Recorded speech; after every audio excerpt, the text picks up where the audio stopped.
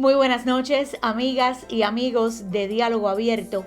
Hoy dedicamos el programa a nuestra principal manera de comunicarnos, que es la lengua materna. Fuentes confiables indican que en el mundo existen aproximadamente entre 6 y 7 mil idiomas y que los tres más hablados son el chino mandarín, el español y el inglés. Según el Instituto Cervantes, en el año 2021 nuestro idioma tenía 591 millones de hablantes en el mundo y un uso creciente en Internet.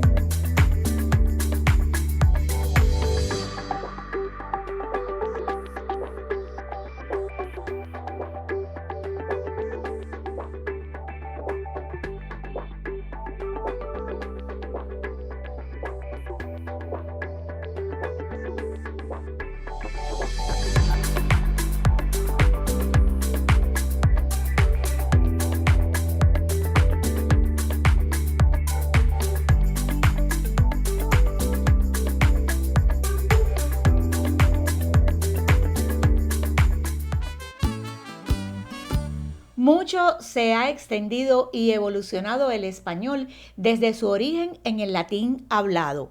Se estima que el proceso ocurrió entre los siglos VI y X de nuestra era en la península ibérica.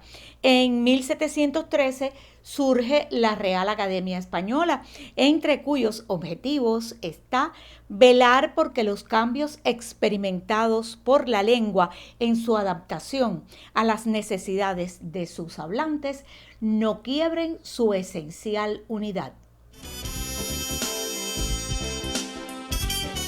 Han pasado más de 3 siglos desde que la Real Academia Española emprendió la magna tarea de establecer la normativa de nuestra lengua, compuso con laboriosidad, una laboriosidad que aún nos admira, su primer diccionario, cuyos 6 volúmenes se editaron entre 1713 y 1739, publicó en 1741 la ortografía y en 1771 la gramática, estableciendo los 3 pilares normativos del castellano.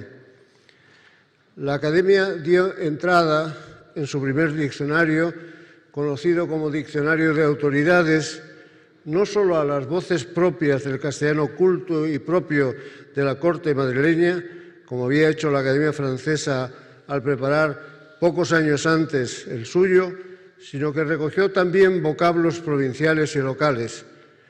Desde el principio se interesó en el léxico también de lo que entonces eran los virreinatos, capitanías generales y audiencias americanas. Sin dudas, América es el gran territorio del español. En 1951, México fue la sede de la creación de la Asociación de Academias de la Lengua Española, ASALE. Su lema es una estirpe, una lengua y un destino, y su objetivo, impulsar la unidad, integridad y desarrollo del idioma español en el mundo. La Comisión Permanente de la ASALE se encuentra en Madrid, donde fue celebrado su 70 aniversario. La Real Academia ha comprendido, desde que preparó el Diccionario de Autoridades en el alborear del siglo de la Ilustración, que tenía que estudiar e incorporar el léxico particular de los americanos. En las primeras ediciones de los diccionarios tuvieron una presencia modesta. En los siglos XVIII y XIX trató de paliar el defecto invitando a participar en sus obras a algunos intelectuales ilustres, como el peruano Diego de Villegas y Oviedo, que contribuyó de modo notable a la revisión de la letra M del primer diccionario. En el siglo XIX optó por la fórmula de nombrar académicos correspondientes a algunas de las grandes figuras de las letras americanas. Tales fueron los casos de Andrés Bello, aunque venezolano afincado en Chile, del peruano Felipe Pardo y Aliaga o del argentino Juan María Gutiérrez. Solo este último no aceptó, aduciendo su convicción de que la Academia se oponía a la variedad del español de América. Pero el gran paso hacia la preservación de la unidad de nuestra lengua y la consagración del panhispanismo que había preconizado Andrés Bello se produjo cuando la Real Academia Española comprendió que necesitaba la colaboración institucional de los escritores, gramáticos, juristas e intelectuales más distinguidos de las nuevas repúblicas americanas para desarrollar adecuadamente un trabajo que la docta corporación había asumido en solitario durante más de siglo y medio. Durante la conmemoración del 70 aniversario de ASALE en Madrid, se habló de historia y actualidad del idioma español. Escuchemos lo que dijeron los representantes de la primera y segunda academias de la lengua creadas en América, que fueron las de Colombia y Ecuador respectivamente. Oiremos también a la representación de México, sede de la fundación de la ASALE. Todos los nombrados eran personalidades de primer orden en el campo de la filología, de la literatura, de la historia, de la educación, de la elocuencia o de la política, pues el espíritu de la academia es reunir personas representativas de las actividades literarias, lingüísticas, científicas, políticas o artísticas de la nación, siempre que se hayan distinguido en el buen manejo del idioma. Este fue y es el espíritu de nuestra academia, instalada en Quito hace 148 años. Este es el ánimo de las academias que en otro tiempo se negaron a crear sus propias corporaciones y cuyo trabajo en favor de la unidad del español es ejemplar.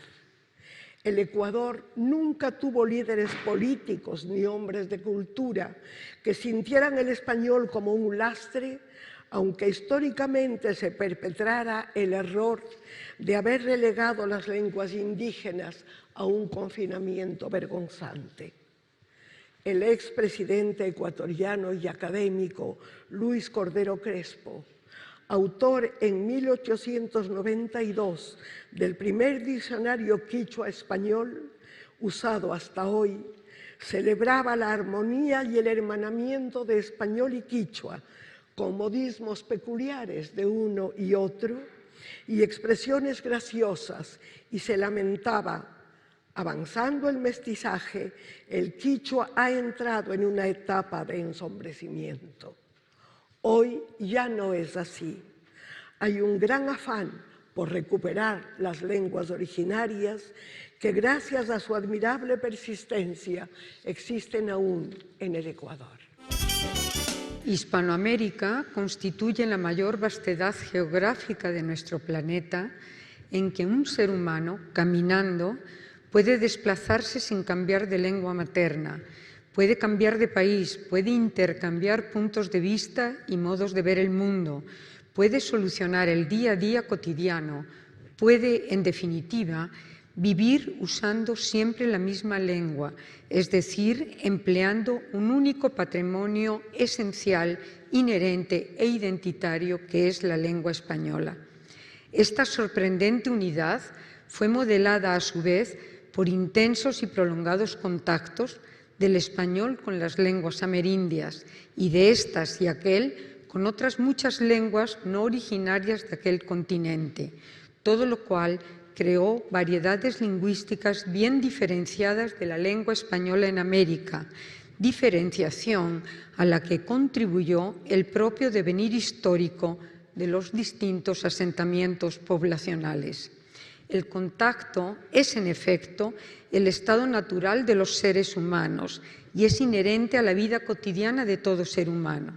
El contacto puede y suele devenir en un recíproco enriquecimiento lingüístico y conceptual de las personas que viven ese contacto, ya que se producen convergencias y trasvases culturales y comunicativos resultantes de las nuevas realidades y conceptos introducidos por los grupos humanos que entran en contacto.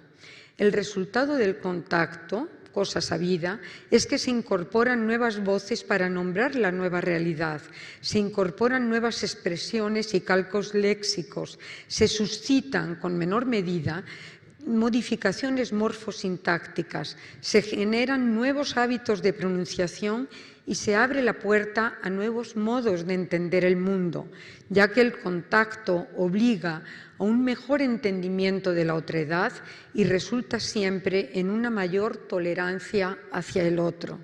México es un crisol de numerosos contactos.